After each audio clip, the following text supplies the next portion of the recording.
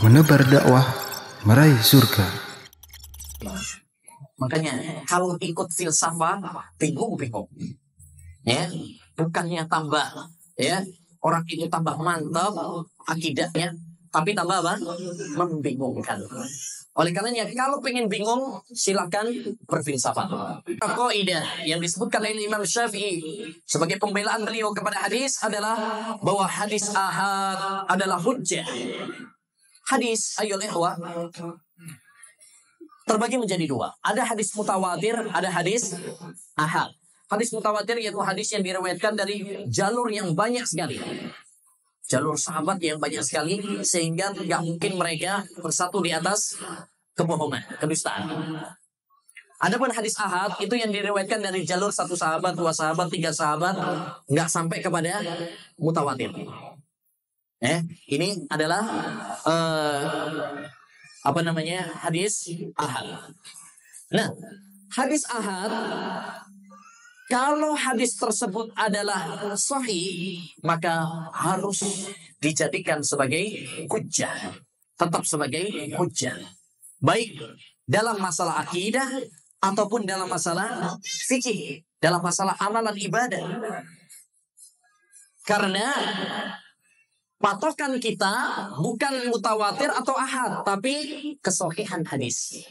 Imam Syafi'i mengatakan, "Idza sahhal hadisu fahuwa madhhabi." Apabila hadis itu sahih, itulah madhab. Enggak disyaratkan harus mutawatir. Ya. Dan hal ini merupakan kesepakatan para ulama. Para ulama sepakat bahwa hadis ahad kalau memang sahih maka itu adalah hujjah, baik dalam masalah akidah ataupun dalam masalah ahkam. Sebagaimana dinukil oleh Imam Syafi'i dalam kitabnya Al-Misal halaman 52. Kata Imam Syafi'i rahimahullah, "Lam ahfad an fuqaha'il muslimin annahum ihtalafu fi tasbiti khabaril wahid." Saya tidak mendapati perselisihan pendapat di kalangan ulama tentang wajibnya menerima hadis ahad. Ya, saya tidak mendapati, kata Imam Syafi'i. Berarti ini adalah apa? Kesepakatan para ulama. Oleh karenanya, ayo ikhwah, perlu kita ketahui bahwa menolak hadis ahad dalam masalah akidah ini hanya akal-akalannya orang-orang ahlul bidah untuk menolak hadis Nabi Muhammad SAW. Ini akal-akalan mereka untuk menolak hadis Nabi SAW. Seperti orang-orang Mu'tazilah atau kalau sekarang ya yang digelari oleh Syekh Al-Albani dengan Mu'tazilatul Asr. Mu'tazilah gaya baru, Mu'tazilah modern. Ya, banyak di kalangan mereka mengingkari hadis-hadis tentang siksa kubur, mengingkari hadis-hadis tentang turunnya Isa, keluarnya Dajjal, ya, Ya'juj Ma'juj, Imam Mahdi dan sebagainya dengan alasan hadisnya apa? Ahad, katanya. Padahal mereka salah dari dua sisi. Pertama, mereka salah dalam menghukumi hadis itu adalah ahad. Padahal hadis-hadis tersebut adalah mutawatir. Hadis adab kubur misalkan mutawatir derajatnya. Sampai sebagian ulama mengatakan kalau hadis tentang adab kubur tidak mutawatir, maka tidak ada istilah mutawatir dalam dunia hadis. Gak ada hadis mutawatir di dunia ini, kata beliau. Banyak sekali. Sampai-sampai Al-Imam Al-Bayyaqi menulis kitab khusus Isbat Adabil Qabr, mengumpulkan hadis-hadis tentang siksa kubur. Ya. Yang kedua, jadi hadis-hadis tersebut adalah mutawatir, bukan ahad seperti anggapan orang-orang. Dan kalau kita berselisih antara ahlul hadis sama orang-orang ahlul kalam, filsafat, Mu'tazilah, siapa yang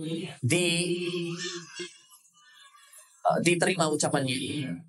Ucapan ahli di bidangnya atau yang gak ahli di bidangnya? Kak, saya tanya, kalau ada masalah kedokteran, ada perselisihan dokter sama petani, ucapan siapa yang diterima? Ya dokter lah. Ya, urusan petani, urusan sawah, cangkul. Ya.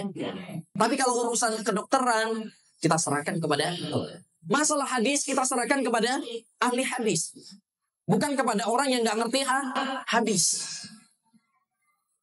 Yang kedua, hadis ahad, anggaplah memang itu adalah hadis ahad. Kalau memang sahih, wajib diterima. Nggak disyaratkan harus apa? Mutawatir.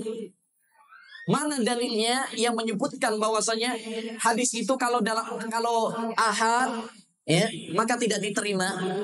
Nggak ada dalilnya. Pembedaan seperti ini, kalau masalah akidah harus mutawatir, kalau masalah fikih, ya, nggak harus mutawatir, boleh ahad. Pembedaan seperti ini tidak dikenal pada zaman Nabi dan para sahabat. Ini hanyalah dibuat-buat oleh orang-orang ahlul kalam, ahli filsafat. Oleh karenanya mereka sendiri akan kebingungan mendapati beberapa hadis yang menggabung antara akidah dan fikih. Ya, contoh seperti hadis tasyahud akhir, anjuran Nabi SAW untuk berdoa, Allahumma inni a'udzubika min adzabil qabr wa min fitnatil mahya wal mamat wa min fitnatil masiihid dajjal. Dalam hadis ini cukup membingungkan orang-orang. Kenapa? Karena satu sisi hadis ini adalah berbicara tentang akidah. Sisi yang lain hadis ini masalah fikih. Karena masalah sholat. Yang harus menurut kaidah mereka harus diterima. Tapi sisi yang lain ini membahas masalah akidah, mengandung masalah akidah. Yang menurut kaidah mereka nggak boleh diterima.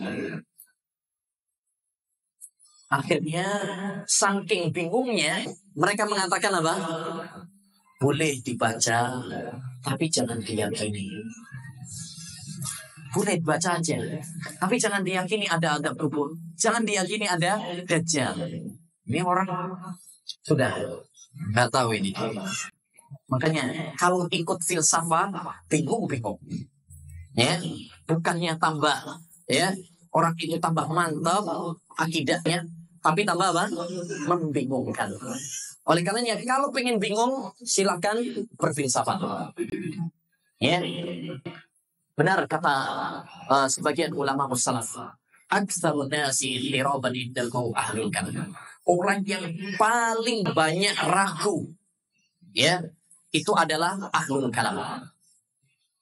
Oleh karenanya lihat ulama-ulama yang dulu mereka menggeluti ilmu kalam filsafat, pada akhirnya menasihatkan, ya la tastahilu bi ilmil kalam. Jangan kalian menyibukkan dengan ilmu kalam. Ini lihat Imam Al-Ghazali, Al-Juwaini, Fakhrur Razi nyesel belajar ilmu kalam, ilmu filsafat.